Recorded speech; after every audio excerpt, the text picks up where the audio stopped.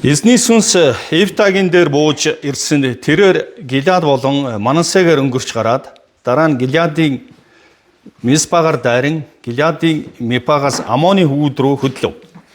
Евта эзэн тангарглан хэрв та үнэхээр Амоны хүүдийг миний гарт өгвөл би Амоны хүүдээс амар минь буцаж ирэх үед гэрийн үүднээс намайг ухтан гарч ирэх тэрл хүн эзнийх байх бөгөөд би түүнийг шатаал дахиад болгон өргөнө гэж өгүүлв. Ингээд Евта Амоны хүүдтэй тулдахаар голыг гатлав. Эзэн тэднийг Евтагийн гарт тушаалаа. Евта оройроос Минитийн гарц хүртэл 20 хотыг бас Абел Каримийн чандад хүртэл довтлон үүс тэмтрэв. Ингээд Амоны хүүд Израилийн хүүдийн өмнө дарагдав. Евта Миспа дахь өөрийн гэртээ ирэхэд охин нь хингэрэг дуурган бүжгэлсээр түүнийг ухтан гарч ирвэ. Тэр охин түүний цорын ганц хүүхдэн байсан бөгөөд Евта тэр охиноос өөр хөвгүүнч охинч байхгүй байжээ. Евта охиноо хармагц хувцаа урж тастан хөөхий охин минь чи надад асар их гуниг авчирлаа. Чи намайг шаналгав. Учир нь би эзэнд ам алдсан бөгөөд үгээ буцааж авч чадахгүй гэв. Охин эцэгтэй эцэг минь та эзэнд ам алдсан билээ. Таны дайсан болох Амоны хүүдээс таны өшөөг эзэн авч өгснөөс хойш хийснийхэн дагуу надад үйлдэгтүүн гэжээ. Тэр эцэгтэй хандан үүнийг надад зөвшөөрөөч. 2 сарын хугацаа надад өгнө үү? Би найз нарынхаа хамт уулаар хэрэн явж өөрийн онгон байдлын учир уулийн гашуудыг гэвэ. Евта явахтун хэмээн өгүүлээд охиноо 2 сар явуулсанд охин найз нарын хамт явж уулан дээр өөрийн онгон байдлын учир уулийн гашуудав. 2 сарын эцэст охин эцэгтэй буцаж ирсэн эцэг нь тангарсан тангаргийн ёсоор түүнд үлдвэ. Тэр охин эр хүнтэй унтаж үзээгүй байв. Үүнээс уламжлан Израиль нэгэн заншил бий болсон билээ. Жил бүрийн 4 өдөр Израилийн охид явж Гилад хүн Евтагийн охиныг дурсан гашууддаг юм аа. Дараа нь Ефраимын ирчүүд дуудагдсан цугларч Зафон руу гатлан очоод Евтад яагаад чи өөрийнхөө хамт авч явахаар биднийг дуудалгүйгээр Амоны хүүдтэй дайтахаар хөдлөв. Бид чамайг гэртээ чинь хамт шатаан хэмээн занжаа. Евта тэдэнд би болон миний ардууд Амоны хүүдтэй маш бэрх тэрсэлтэн артсан. Би та нарыг дуутахад та нар намайг тэдний савраас аварсангүй. Та нар намайг аврахгүй болохыг хараад би ам өрсөн. Амоны хүүдийн эсрэг гатлан хөдөлсөнд эзэн тэднийг миний гарт тушаав. Яагаад та нар энэ өдөр миний эсрэг дайтахаар над руу ирвэ хэмээн өчөв. Тэгэд Евта Гиладын бүх эрсийг цуглуулж Ефраимтай дайтваа. Гиладын эрчүүд Ефраимыг ялав. Учир нь тэд Гиладын хүмүүсээ та нар бол Ефраим болон Манасегийн дунд байгаа Ефраимын орогдлууд юм гэсэн аж. Гиладын хүмүүс Ефраимын харалтаа байрлах Йордоны гармыг эзлэв. Ефраимын дүргсдийн хэн нэгэн гол гатлуулж өгөөч хэмээн гуйхад Гиладын эрчүүд түүнээс чи Ефраим хүн мөн үү гэж асуухад тэр үгүй хэмээн хариулсанд тэд чи Шиболет гэж хэл хэмээн шаарддаг байв. Тэр зөв аялгаар хэлж чадлагүй Сиболет гэсэнд түүнийг хормонглон барьж Йордоны гарам дээр алдаг байв. Тэр үед 42 мянган Ефраим хүн тэнд алгажээ. За энэ түүхээс би өнөөдөр та бүхэнд 3 зүйлийг гаргаж ирнэ. За тэгэхээр өнөөдрийн яг энэ үгийг сургаалыг заахад саад болохоор зүйл байх юм. Хэрвээ гар утас чинь дуурахаар байна та түр онгоцныхын зурган дээр нь дараарай. Бүх анхаарлаа үгэн дээр одоо хандуулахыг би ятгаж байна. За тэгвэл хамгийн ихний одоо энэ түүхийг харах юм бол хамгийн ихний нэгдүгээрх эмигнэл бол Бурхны үгийг мэдэхгүй мунхаг байдал нь эмигнэл юм аа. За тэгэхээр яагаад энийг ярих шаардлагатай болсонгүй л манай Евта маань эзэн түүнд ялтыг өвхөн гарцаагүй байсан. За гэтэл тэр өөр итгэлгүй байдлаасаа болоод тангараг өргөдөг. За тангараг нь болохоор маш эмгэнэлтэй. Одоо намайг ухтаж гарч ирсэн тэр хүнээр би эзэнд шатаал дахил өргөнө гэсэн ийм одоо тангараг ам хүч өгсөн байж байгаа. За ингээд эзэн өөрөө амлсныхаа дагуу Аммоныг Ефтагийн гарт бол үнэхээр ялагдахад хүрсэн эзэн ялтыг байгуулж өгсөн. За тэгээд тэр өөрөө баяртайгаар ялтай байгуул орж ирэх үед түүний охин одоо аавыгаа анх угтаж авсан ба. За гэтэл хэрвээ манай Ефта маань хэрвээ эзний үгийг тэр өөрөө мэдчихсэн бол ийм одоо тангаргийг ийм амлалтыг өгөхгүй байсан юм аа. За тэгэхээр Левит номын 18:21 дээр ийм үг байна. Чи мөн өөрийн үр удмыг Молехт өргөхөөр өгч болохгүй. Чи өөрийн бурхны нэрийг буугутаа. Би бол эзэн. За Дэд хууль номын 18:9-13 дээр ингэж байна. Эзэн бурхны чинь чамд өгч байгаа тэр газарт чи хурч очихдоо тентхийн үндэснүүдийн жигшүүрт үүсийг бүгд дуурайхтун. Та нарын дунд хүү юм уу? Охиноо галын дундуур гаргагчд, мэрэг төлөвч, совин тайлагч, ид шидтэн, ил бичин, хараалч, сүнс зуучлагч, хар домч, сүнс дуудагч бүү байг. Эдгэрийг үйлдэгч хэн боловч эзэн жигшүүрт юм. Ийм жигшүүрт үүдээс болж эзэн бурхан чиний өмнөөс тэдний хөөн гаргана. Чи өөрийн бурхан эзний өмнө төгс байгч. За ингээд хуучин гэрээний би маш олон хэсгүүдээс энэ олон зүйлсүүдийг гаргаж ирэх боломжтой байна. Гэтэл хамгийн гол шалтгаан нь Ефта маань эзний үгийг мэдэхгүй. За тэгэд ямар нөлөө авсан гэхээр Ефтагийн одоо цаг үед эргэн тойрон тэр бузар муу мухай зүйлс давтцсан байсан. Тэгэхээр тэр өөрийнх нь мөн чанараа тодорхой тэр хүмүүс алдсан байсан. За хоёрт нь эргэн тойрных нь харь улс үндэстний нөлөө орцсон байсан. За гуравдугаарт нь тэр эзлэн авч байгаа тэр Амон тэр газар нутгийн ард түмэн нь хүүхдээр хүнээр дахил өргөдөг тийм ёс заншилтай ард түмэн байсан. За гэтэл эдгээр зүйлсүүдийн нөлөөгөөр манай Ефта маань өөрөө одоо ийм одоо тангараг ам өчиг гаргаснаас болж гонигт байдалд орж байгаа юм аа. За тэгвэл өөр Левит номын 27-гийн 2-5 дээр бас ийм үг байж байгаа. Одоо хүнийг одоо хэрвээ өргөхөөр болвол оронд нь одоо нөхөн төлбөрөөр тэр төлөөсийг нь төлж болно гэсэн тийм заалт бас байгаа. Яг л тэр охиноо заавал одоо шатаал дахил болохгүйгээр дахилч дээр очиод тодорхой. За тэгэхээр энэ дээр ямар бичээс юу байвал 20-с дээш насны эмэгтэй байх юм бол 30 шекелийг төлөөд одоо цагаатгаж тооцох боломжтой. Гэтэл 20-с доош насны эмэгтэй байх юм бол 10 шекелээр. За гэтэл ийм олон одоо боломжтой зүйлсүүд бичээс дээр эзний үгийн дагуу байсаар байтал манай Ефта маань өөрөө ийм гонигтай хариуцлагагүй зүйлсийг хийсэн байна. За тэгвэл магадгүй эргэн тойронд нь ядаж яг энэ эзний үгийг мэддэг ядаж нэг тахилч нэг хүн байсан бол Ефта маань ийм гонигтай зүйл автахгүй байжээ. За тэгвэл эндээс би нэгдүгээр зүйл дээр дүгнэлт гаргахыг хүсэж байгаа. За тэгвэл өнөөдөр чуулганд маш олон хүмүүс одоо эзний хүндлэхээр энэ эзний өргөнд ирдэг. За тэгэхээр би та бүгдэд бас сануулгахыг хүсэж байна. Та өнөөдөр ганцхан одоо нэм гарагт одоо пастрын, удирдагчийн зааж байгаа эзний үгийг сонсоол бусад өдөр нь та эзний үгийг судлах, эзэнтэй харилцах харилцаагаа бэхжүүлэхээр цаг гаргахгүй байгаа юм биш үстэй.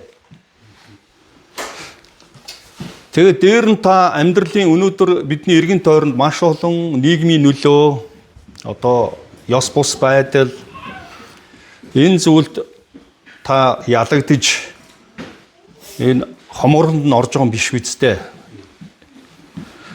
Манай Ефта шиг үйлдэл хийгдэх зүйлүүд болж байгаа юм биш үз. За тэгэхээр миний эхний нэгдүгээр хэлсэн те эзний үгийг мэдэхгүй байх нь юу лээ? эмигнэл.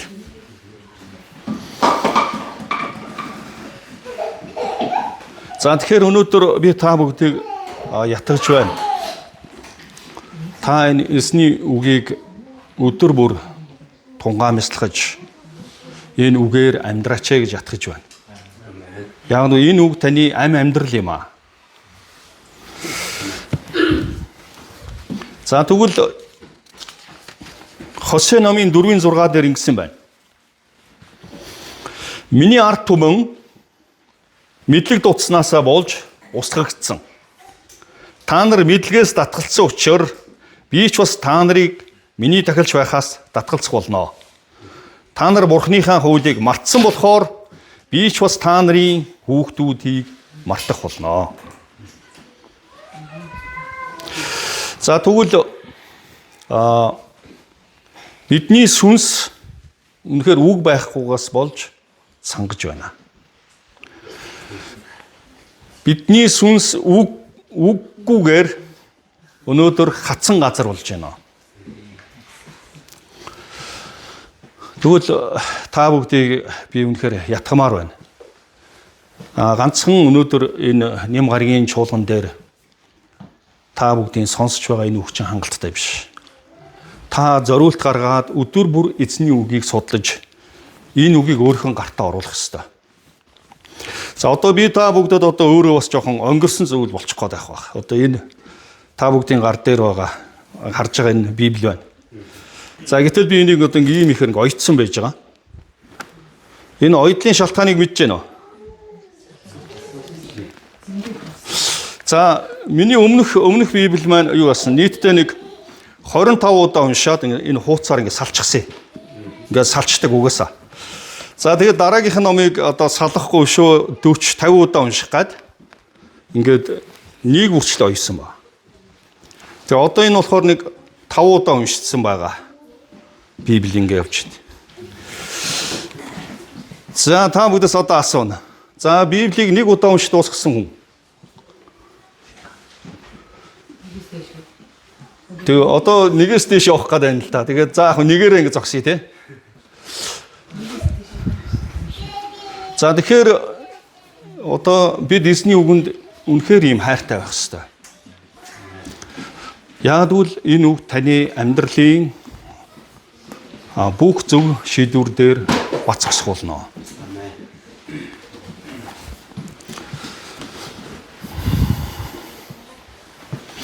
За өнөөдөр бид бусдыг аврах энэ авралын үгээ өөрсдөө мэдэхгүй бол бид бусдыг яаж аврах юм бэ? За энэтэй холбоотой ишлэлийг гаргая. 1-р Тимот номын 4-дөр би очихдагъя. Өнөөдөр бас нэлээд их бичээс эргүүлнэ. Гэхдээ аль болох хурдан дуусгахыг хичээнэ. Халиад өөр зүйл рүү орчихгүй байгаа. За 4:16-г би унших гэж байна. Өөртөө бас сургаалдаа анхаарлаа нарийн хандуул. Эдгээр зүйл тулбартай бай. Учир нь үнийг хийхдээ чи өөрийгөө болон чамайг сонсогчийн хин хэнийг нь аварнаа. За энэ дээр хэлсэн мэт чи өөртөө тэгээд энэ эзний сургаалд анхаарлаа бүр нарийн хандуулаач гэсэн байна. Энэ дээр бүр туулбартай зогсооч гэж хэлсэн байна. Учир нь чи энэ зүйлийг хийхдээ чи нэгдүгээрт өөрийгөө аварч байна. Чи өөрөө гэрэл гээгээ давс болж чадж байна. Хоёрт нь чамаар дамжуулан тэр мянган хүмүүсийг аврах юмаа гэдгийг хэлсэн байна. За манай чуулган Солонгост нэг зүрх гэж чуулган байгаа. За тэгээд чуулганаараа бид нэр ялангуяа сайн мэдээний хөтөлбөр хийхээр далайн аялал зохиодог. Нийсний одоо автобусаар. За тэгээд тэр далайн аялал дээр ирээд байх үед тэнд нөгөө аврагчид ингээд пастраа ингээд танаач ирсэн бүх хүмүүст зориулж бид аврах одоо тийм хамгаалтыг хичээл ормоор гэсэн. За тгийг. За тэгэхээр тэн дээр болохоор ингээд хүн усан живж явах юм бол хэрхэн хүнийг татаж гаргах уу? За тэг гаргаж ирснийхэн дараа одоо хиймэл амьсгаа яаж хийх үү? Ерөөсөө яг аврах талаар одоо бүхий л тийм сургалтыг орж байгаа. За тэгээ би яг тэр үе бодож ирсэн. За тэгвэл өнөөдөр бидний эргэн тойронд мянган хүмүүсээр хөгж байгаа. Гэтэл энэ хүмүүсийн төлөө өнөөдөр бид тэр зааврын дагуу тэр хүмүүсийг аварч байгаа билүү бодож ирсэн. За тэгвэл тэр хүмүүсийг авралт хүргэх энэ бурхны хүч болох энэ үгийг бид өөрийнхөө гартаа оруулах хэрэгтэй юм аа. За энэ үгийг мэдхгүйгээс болж өнөөдөр маш олон гонигтай түүхүүд би та бүхэнд маш олон түүхүүдийг хуваалцах болно. Өнөөдөр эндээс болоод маш олон буруу урсгалууд үүсэж байгаагч би та бүхэнд хэлж чадхаар болно. За нөгөө дэлхий дээр маш олон хуурамч доллар байдаг. За тэгээд Америкт энэ хуурамч долларыг илрүүлэх бүхэл бүтнийг агентлаг байдаг. За тэгвэл тэр ажилтныг хэрхэн бэлддэг вэ? Юу гэж бодож байна? Одоо хуурамч долларыг одоо тэр хүмүүс маань ялгаж таних одоо сургагдах бүхэл бүтэн агентлагийн хүмүүс биш та. Тэр хүмүүсийг хэрхэн бэлддэг вэ? Юу гэж бодож байна? Жинхэнэ долларын сайн бэлддэг болно. Хуурамч шиг бас долларыг төсөөлөх юм уу? За тэр онцлог нь болохоор нэг ч хуурамч долларыг үзүүлдэггүй. Тэгээ яг жинхэнэ долларыг барыг хадсан, уурн, эмэрн одоо ерөөсө бүхэл нууцлалын ерөөс жинхэнэ доллар дээр л ажилуулдаг. Тэгээ жинхэнэ долларыг маш сайн мэдсэн нөгөө агентлагийн хүмүүс маань юу болох вэ? Хуурамч доллар ерөөсө амрах. Тэгвэл өнөөдөр та чин үнэн мөнхийн эзний үгийг мэдэх ёстой юм аа. Та энэ үгээр амьдрах ёстой юм аа. Миний арт түмэн мэдлэг дуцнаасаа болж устгагдсан. Та нар мэдлэгээс татгалцсан учраас би ч бас та нарыг миний тахилч байхаас татгалцах болно. Та нар Бурхныхаа хуулийг мартсан болохоор би ч бас та нарын хүүхдүүдийг мартах болно. Тэгвэл та бүхэн эзнийг мартаж байгаа бол эзэн та нарыг мартна гэсэн. Та үнэхээр эзэнд хайртай байх юм бол эзэн таныг бас хайрлана гэсэн. За тэгвэл өнөөдөр би та бүгдийг ятгах байна. Та яг өнөөдрөөс эхлээд өдөр бүр эзний үгийг бүр цаг гаргаж судлаж сүнсний амтад буузыг идэхийг хүсэж байна. Таны сүнс одоо юу ятсан бэ шүү дээ? Одоо өглөө шүү дээ. Одоо биеийн өглөөний цагаа бол ингээд өнөө өглөө би ч яг шарсан өндөг гой сосэж юм идсэн байна. Биеийн за өнөө өглөө та бүхэн өглөөний цагаа уугааг хүмүүс байна уу? Цөөхөн байна тий. Дийлэх нь өглөөний цагаа уулцсан шүү дээ. За өнөө өглөө сүнсний хоолой идсэн байна уу? Библийг уншиж. Тэгэхээр цөөхөн байна тий. Таны сүнс чинь одоо өлсөж юу яадаг ш? Бүр ингээд тураад тий. Амьгүй болцсон байна шүү дээ. За эзний арт түмэн би та бүгдийг ятгах байна. За та бүхэн Эфта шиг бити ийм үйлдэл хийгээрээ тэр мэдхгүйгээсээ болоод гонигтай зүйл болсон шүү. За тэг ихний одоо эмгэнэл бол те эзний үгийг мэдхгүй байх нь эмгэнэл юм аа. За тэгэхээр хүмүүс яг оюун ухааны одоо мэдлэг байхгүй бол зүгээр. Зарим хүмүүс ингээл одоо маш олон орж иж байгаа нийгмийн одоо шинжлэх ухааны олон ололтууд тэр зүйлийг мэдгүй байх зүгээр. Гайгүй тэр бол хүний амьдралд маш их аюул тарих зүйл бага. Гэтэл сүнсний энэ мэдлэг байхгүй байх юм бол энэ бол асар их эмгэнэл юм аа. Яг үнээс болж уус үндэстэн, ард түмэн, гэр бүл, хувь хүмүүст маш их зөрчил, аюул, гониг бүр тэр нь бүр үе дамжиж бүр бий болдог зүйл юм аа. Тэгээ та бүгдийг өнөөдрийн эзний өргөөнөөс ятгах байна. Та үнэхээр эзний үгэнд хайртай байгаарай.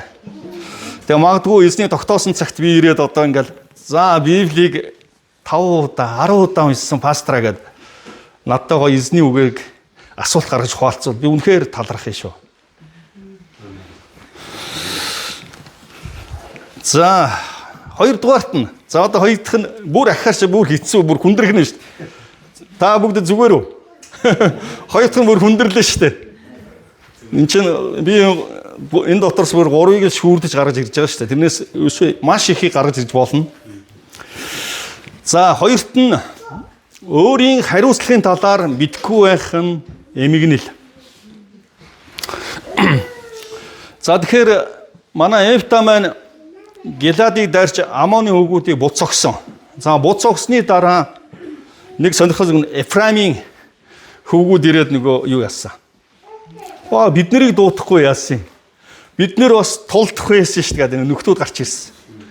За гэтэл манай Эфта маань нөгөө хэдий ингээд байн гуйсан ингээд би одоо ингээд амантаа тулдах гэдэг байна. Та нар ингээд нэгдээчээ гэд зөндөө гуйсан нөгөө хэд чимээгүй. За тэгсэн ялалт байгуулсныхын дараа нь биднийг дуутахгүй яасан яа.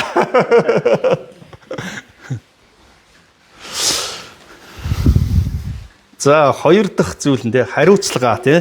Өөрийн хариуцлагын талаар мэдгүй байх нь эмгэнэл. За энэ дээр би юу ярих гээд байгаа вэ гэхээр за тэгэхээр энэ Ефраимийн хүүгүүд болохоор угаасаа ийм замтай байсан. Энэ шүүгчд номын 8:1-3 дээр дурдгдсан байгаа. За би нэг уншъя.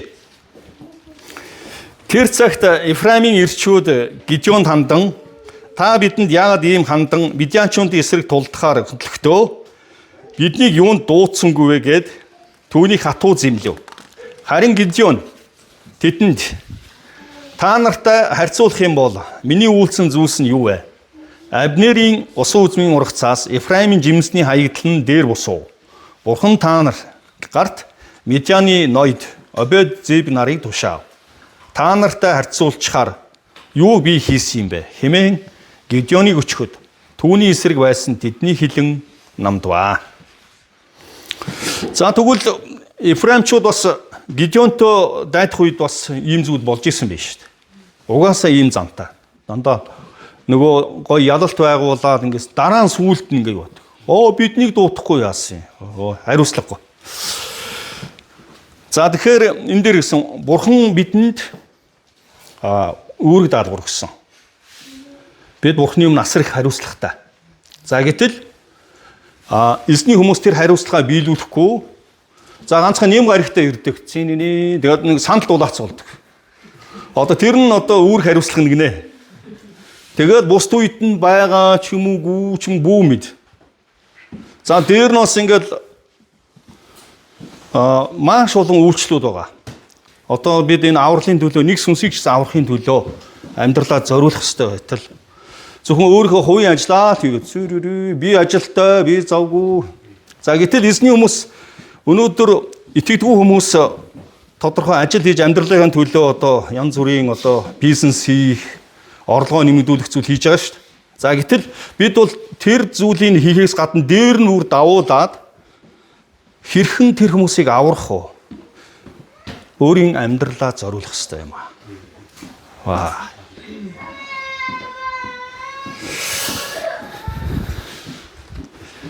Энэ дээр би өшөөс маш их юм ярмаар л байна. Өнөөдөр тийм хариуцлагагүй хүмүүсээр өнөөдөр ямар их байна. Нэг сүнсийг аврахын төлөө амьдралаа зориулахгүй. Жинхэнэ сайн үсэнд л эзэн надад энэ үүрэг даалгавар өгсөн юм а гэж явахгүй. Тэгэл ийм муу сүнсний ийм цикл дотор амьдрал, ийм хүрдэн дотор. Тэрнээс гарч чадахгүй ингээл. Ажил гэр ингээл зээ. Өнийг бид сэт цохоод бүр тэр бол зүгээр энгийн зүйл нь. Эзэн надаар дамжуулна тэр. Бүхэл бүтэн энэ улс үндэстнийг, бусад үндэстнийг аврахаар авралын төлөөлөгч болгоод, хаанчлын сайн мэдээний зарц болгоод, үүрэг даалгавар өгөхөөр цорын ганц хүүгээ бидний төлөө золиос болгоод өгсөн байхад бид өнөөдрийг бол ингээд цүрэрээ. Энэ бол эмгэнэл юм аа.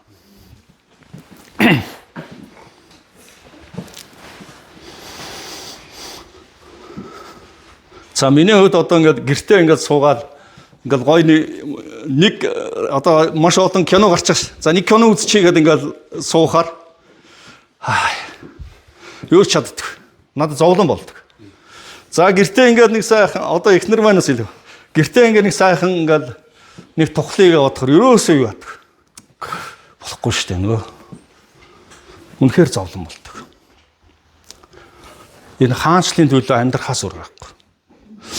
За баг одоо хүмүүс намайг тэгж болж байгаа. Хөө энэ ариун болт пастор чинь гэр бүлтэй юм уу? Хаасайгууд яваад баг. Энэ одоо өөр хүүхдтэй юм уу? За гэтэл шалтгаан нь бол ерөөсөө юу яадаг. Тэр эсний өргөөний төлөө бүр галзуурдаг. Эсний өргөөг барихын тулд ингээд бүр юу яасан шүү дээ. Нэг газар бүр онигоо болсон шүү дээ. Нэг оцсон газар очиод нэг контейнер өсөж. Хөө шинэ цуглаан ээж болох уу? Гутаас бүх юмыг харахаар цуглаан болох юм.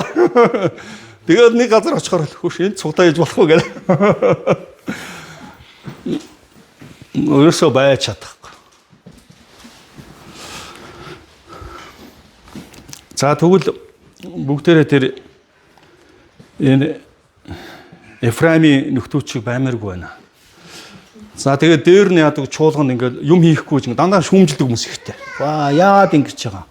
Ваа за магадгүй зарим нэг 11 өгцнийхөө дараа хүртэл нэг гişүнчлэг ураамж өгсөн юм шиг. Надад яагаад үйлчлэхгүй байна. Тэр шиг андах гал тий.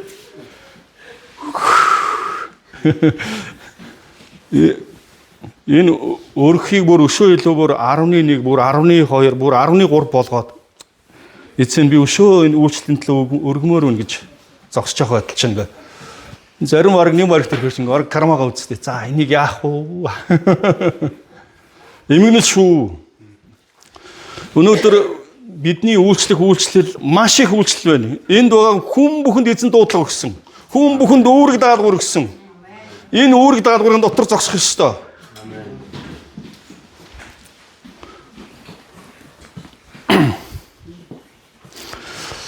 Бурханаас өгсөн үүрэг даалгавраа мэдгүй байх нь эмгэнэл юм аа.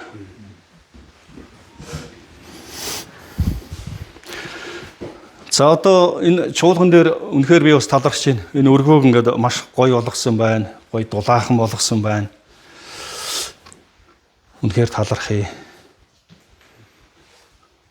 Би маш олон газар ингээд үйлчлэлээр явдаг. Тэгээд зарим үед би дотроос нулимстай байдаг. Тэр ямар нулимс гэхээр гэхдээ эзэн минь Монголд яагаад тань зориулсан гэхээр онцгой гайхалтай өргөө байж болтгүй юм бэ? Ингээд өөр ингээд Солонгос, Америк, Европт ингээд бүр зориулсан, эзэн зориулсан.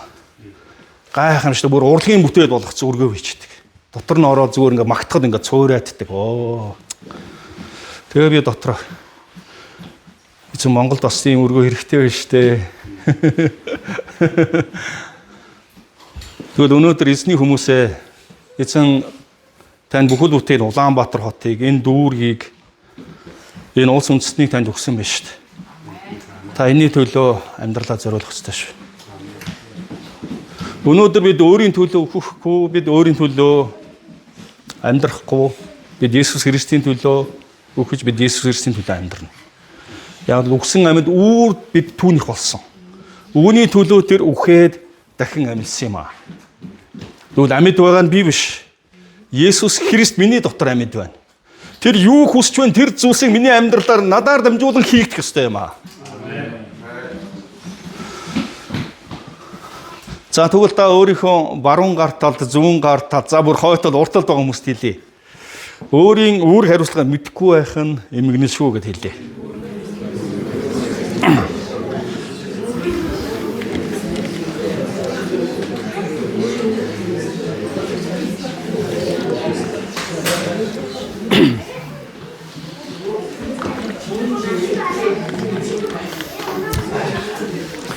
Энэ өргөөнд байгаа хүмүүс ингээд үүрэг даалгавраа, үүрэг хариуцлага ингээд мэдчих юм бол энэ дүүрэг, энэ хотл ерөөсөө юу ч биш шүү.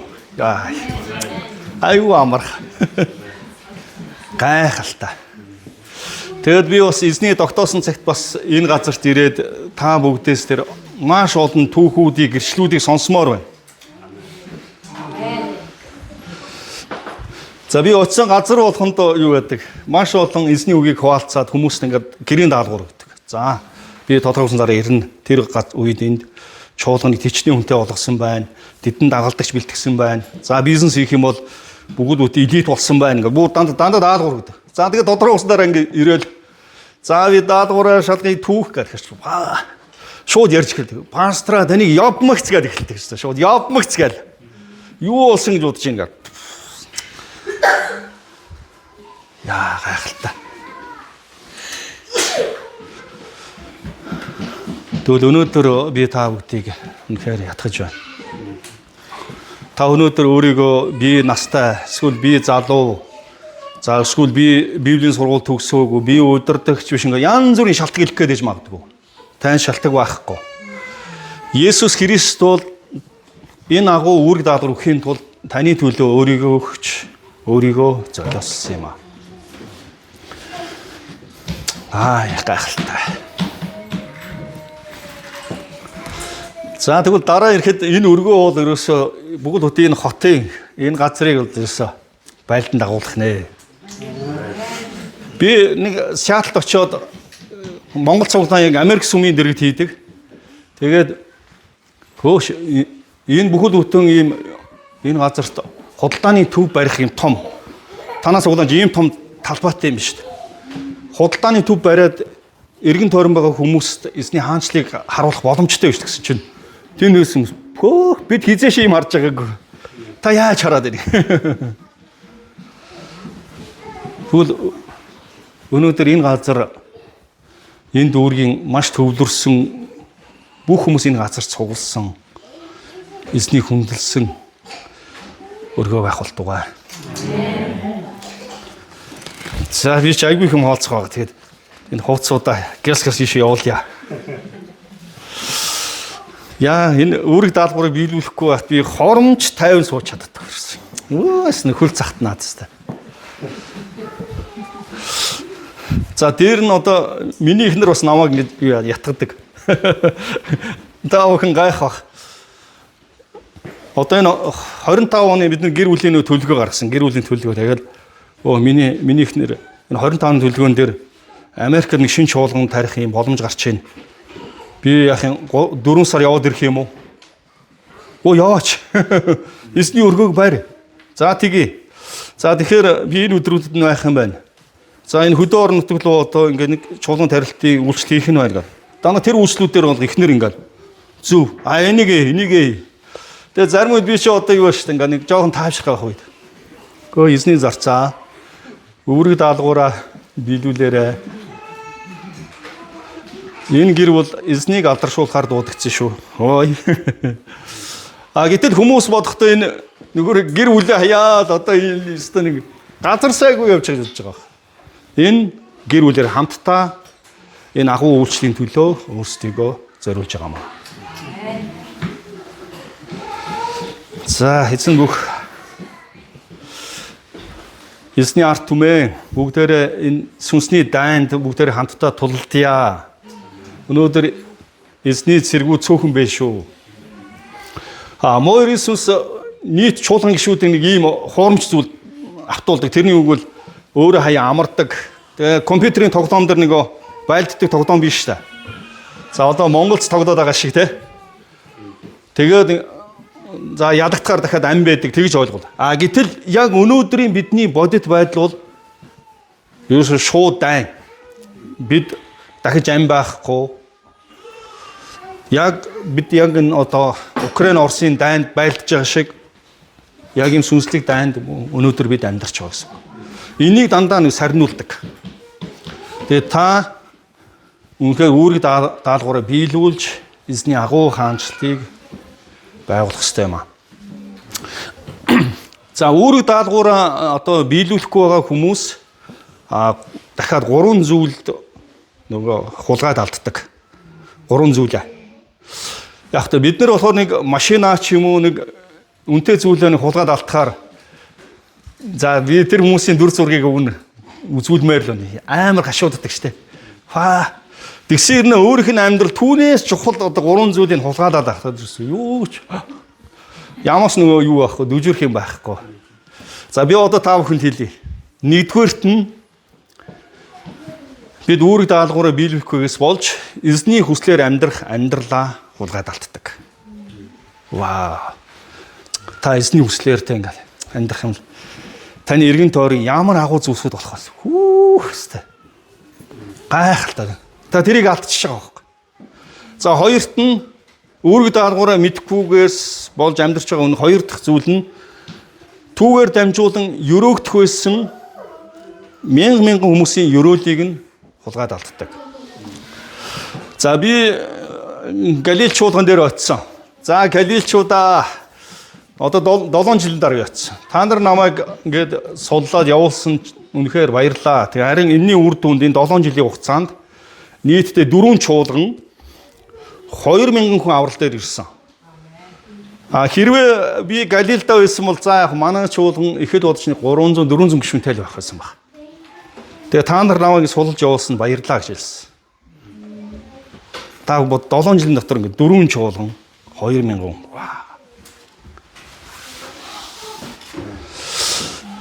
Тэгэхээр та яг энэ үүрэг даалгаврыг биелүүлэх үед үүгээр дамжуулан бүр мянган хүмүүс энэ өргөөнд ирж аврагдчих хэвээр байхгүй. Гэтэл та тэр нь завгүй. За 3 дахь нь бүр амар. 3 дахь нь үүгээр дамжуулан мөнхийн эзэн алдарших алдрыг нь хулгаад алддаг. Түм хүмүүс өвдөгс өгдөөд ингээд халелуя эзэн үнэхээр таныг магтъя гэсэн тийм гайхамшигт алдар нь байхгүй болж байна гэсэн. За тэгэхээр өнөөдөр эзний ард түмэн би та бүгдийг ятгах байна. Эзэн танд үүрэг даалгавар өгсөн. Та энэ үүрэг даалгавраа биелүүлээрэй. Үнний төлөө та нулимстай амьдрах ёстой. Бүр тайванч байж чадахгүй энэний төлөө өөрийгөө зориулах ёстой. Паул илч Ром хотынд бичсэн загталтаа хэлсэн. Би та нарт өртөө гэсэн. Хоёрт нь би та нарт тэр сайн мэдээг тунхлахын тулд би шатаж байна гэж хэлсэн. Гуравдугаар нь үүний төлөө би юунаас ч айхгүй. Та хэрвээ банкнд өртөө өрөө даахын тулд юу хийж яах вэ? Зүгээр ингээд унтаал ингээд 50 байх уу? Буцаад энэ хүүгээ төлнө шүү дээ гэж та. Гэтэл та эзэнд өртөө шүү дээ. Тэр өрөө төлөхгүй ингээл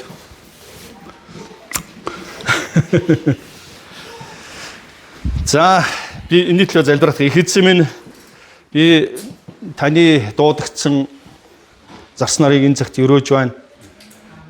Та тэдэнд бүгдд нь үүрэг даалгавар, алсын хараа, зориг, бэлэг авьяас үйлчлүүдийг өгсөн. Түүний дагуу тэд үйлчлэж таны алдрыг дуудуулах болтугай. Эцэг тэдэнд цаад хийх гэж оролдож байгаа бүх чин зүйлсийг зэмлэж байна. Моос үнсээ чи хүнийг дарлаж, хүнийг боомлож, хүнийг хүлж чадах болохоос мөнхийн эзний эсрэг чи юу ч хийж чадахгүй. Тэгвэл энд байгаа хүн бүр мөнхийн эзэн тэдэнтэй хамт байна. Тэгвэл тэдний эсрэг чи юу ч хийж чадахгүй болцсон. Миний хүмүүсийг чөлөөл. Тэд эзэнд үйлчлэх ард түмэн. Халелуя.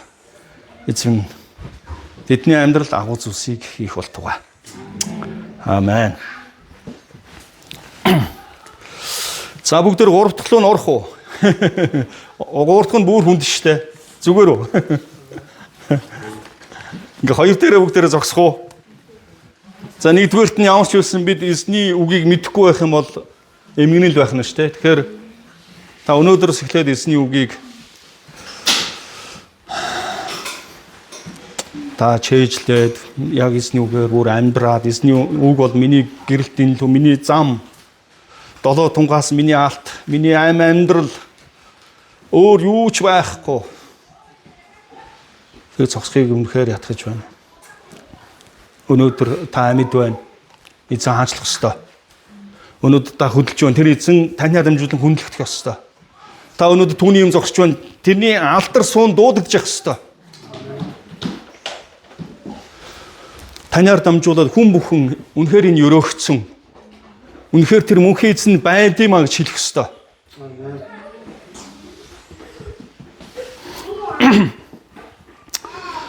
За 3 дугаарт нь тэгэхээр та түрүүний нөгөө библийн ишлэгийг та бүхэн дараа нь тунгааж уншиж нөгөө шүүгч номын тийм ээ 11-р бүлгийн хэд вүлээ? Тэрнээс 12-ийн 6 хүртэл байгаа шүү дээ. Энэ дотроос би гаргаж ирсэн 3 зүйл шүү. За дайсныхаа талаар мэдэхгүй байх нь эмгэнэл. Энэ ч ноцтой шүү. За яг хөө Эфта маань Эфрант одоо юу яасан? Дайцсан. Тэгээ хоорондоо. За гэтэл эн чинь өөрөө нэг үндэстэн байхгүй. Нэг үндэстэн дотроо ингээ бие биенийг алж байгаа байхгүй. За энэс болоод яг та нөгөө Ефрем хүмүүс чинь жоохон хиллэг нь өөр юм байна л та. Энд дээр Шуболойт гэж хэлэх байсан чинь хэлж чадахгүй. Сиболойт гэж гаалцсан. Харамсалтай нь 42 мянган алж байгаа байхгүй. Уг нь чинь за тэгэхээр Эфтагийн хувьд бол мэдээж өөрийнхөө нэг үндэстнээ бол яг хуу дургуутсаж болно. Гэхдээ хизээж дайсан гэж үзэж болохгүй байсан. Тэд өршөөд үзүүлж болох байсан. Яг хуу уурлаад ингээд тэд нар янз бүрээр хэлсэн ч гэсэндээ өршөөж болох байсан. Гэсэн шууд яадаг нөхдүүд үү.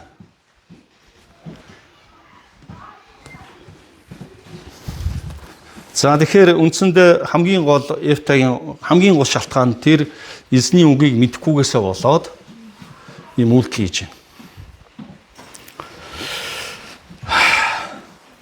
За тэгвэл өнөөдөр энэ зүйлс өнөөдөр Христийн мэд маш их болж байгаа. Яагаад гэвэл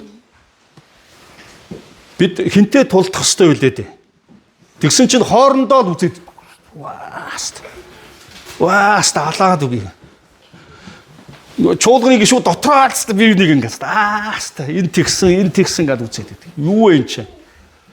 За гэсэн одоо нэг урсгал чиглэл хүмүүс хоорондоо л үзэгддэг гэсэн. Чи. Юу болж байна энэ чинь? Бид хинтээ тулдах үлээ. Тийм муу сүнстэй тулдах хэрэгтэй шүү дээ. Яагаад тэгвэл өөрсдийнхөнтэйгээ тулдаад байгаа юм бэ?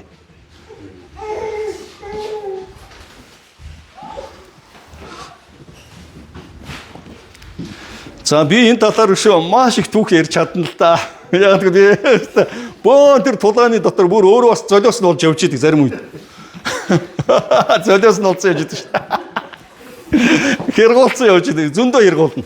Гэхдээ хамгийн гол нь би шантрахгүй байгаа нь хэрэгуулсан ч гэсэн нөгөө хүмүүстээр очиод хайртай шүү гэж тэрэл намайг одоо бараг сүл бичсэн нөхдөд чинь хайртай шүү гэж. Яг л би нөгөө хинтээ тулдгаа мэдж байгаа болохоор үргэлж нөгөө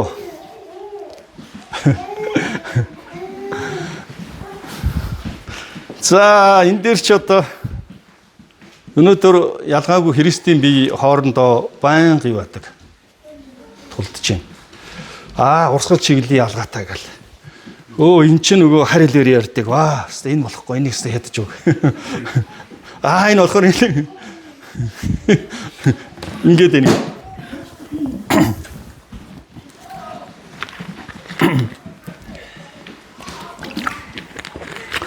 За тэгвэл тэдгээр Христийн бие бол бидний дайсан биш юм аа. Бид хамтдаа эдийн ялгаатай боловч бидний давуу байдал. Бид хамтдаа барьж байгуулсан. За хэн нэг нь одоо ингээд нэг жоохон гим хийчихэнгүүтэл харьцахгүй гэл. За манай шуулганд нэг юу байсан? Нэг залуу юу яад ингээд тамхи татдаг байсан. За тэгсэн нөгөө манай залуу маань тэр доороос тамхинаас гарч чадахгүй байсан л да. Тэгэл нэм гарагт ингээ ирээл ингээ нөгөө тэрвэрэн шүү дээ. Сайн үү тэрвэр нөгөө биенээс нөгөө тамхи хүндэртэй. Тэгээ биений өдөр тэхгүй.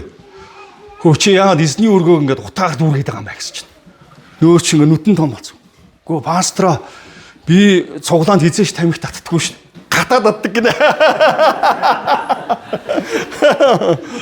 Тэр нөгөө эзний үгийг мэдэхгүй байгаа. Тэгэхээр тэгээ би шууд нөгөө Библиэс гаргаж ирээд чиний дотор эзний сүм оршдгоо гэж байдаг шээ. Бичээс.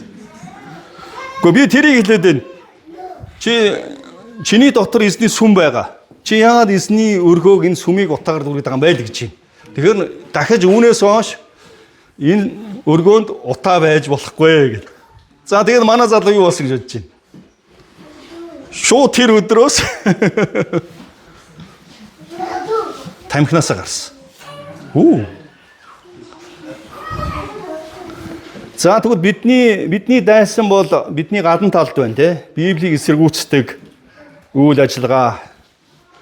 За тийм мойрын сүнсний аялдан дагагчид.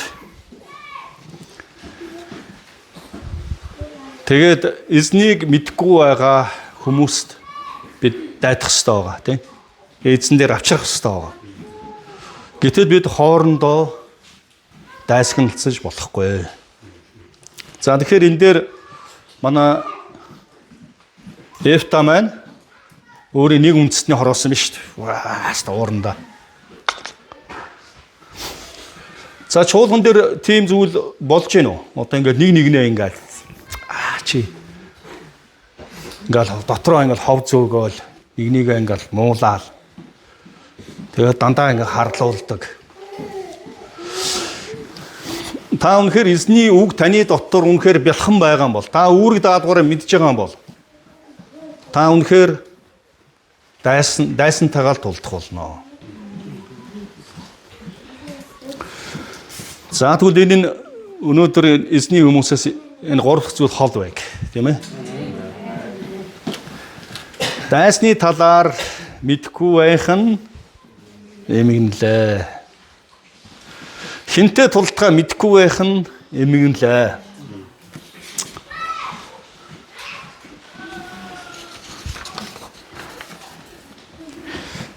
За тэгвэл бүгдээрээ өнөөдрийнхөө энэ сургаалыг баттгахыг. За нэгдүгээрт нь юу вэ?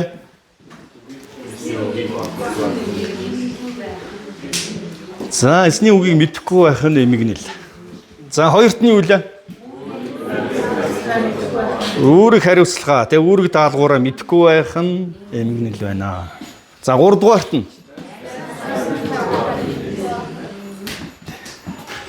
За тий. За бүгдээрээ хамт залбирая. Тэгээ бүгдээрээ энэ цагт зүрхэн дээр гараа тавиад бүгдээрээ гимшээ. Үнэхээр эзэн хэрвээ эдгээр гурван зүйлс бидний амьдралд байгаа бол бид гашуудах ёстой. Жинхэнэ эмгэнэл энд байна.